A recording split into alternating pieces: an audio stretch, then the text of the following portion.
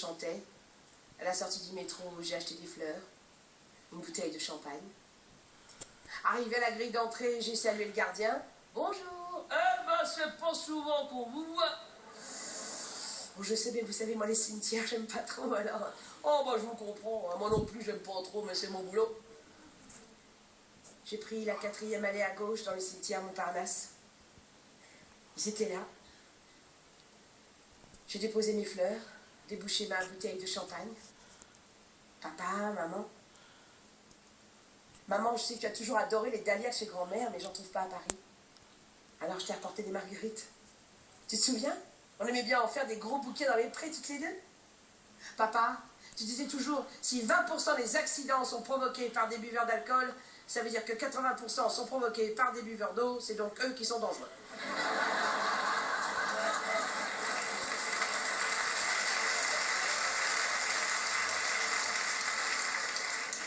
Alors je suis venue à pied. Et comme je ne viens pas souvent, je vais boire à votre santé.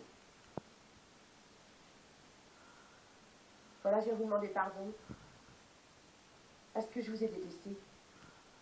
Je vous ai maudit. Je vous ai haï.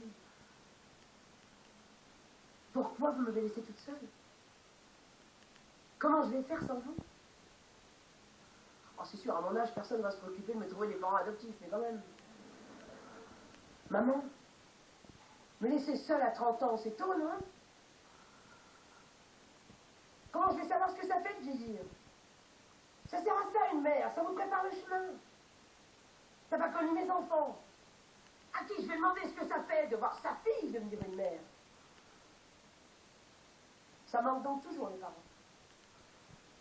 Il n'y a pas d'âge pour être orphelin. Je t'en ai beaucoup voulu, tu sais.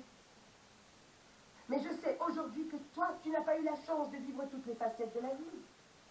Et toi, papa, quand un enfant a mal au ventre, quand il est triste, quand il a faim, même quand il a fait une bêtise, il appelle sa maman.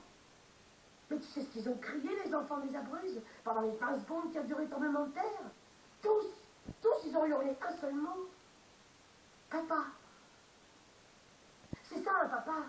C'est le sauveur des enfants, celui qui les protège. Quand un enfant a peur, il appelle son père. Tu savais pas ça, non? Comment tu serais pas mort? Alors comment je vais faire si j'ai peur maintenant? Même si c'est pas beaucoup de tremblement de terre à Paris.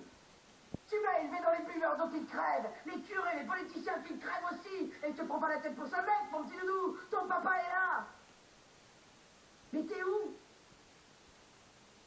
C'est ce que j'ai envie de répondre à ceux qui me demandent, c'est pas marre qu'on parle de votre père. Moi aussi j'ai envie de dire qu'il crève. Mais c'est déjà fait. Voilà. Je voulais vous dire tout ça. Maintenant je suis toute seule. Je me fais du souci pour mes enfants.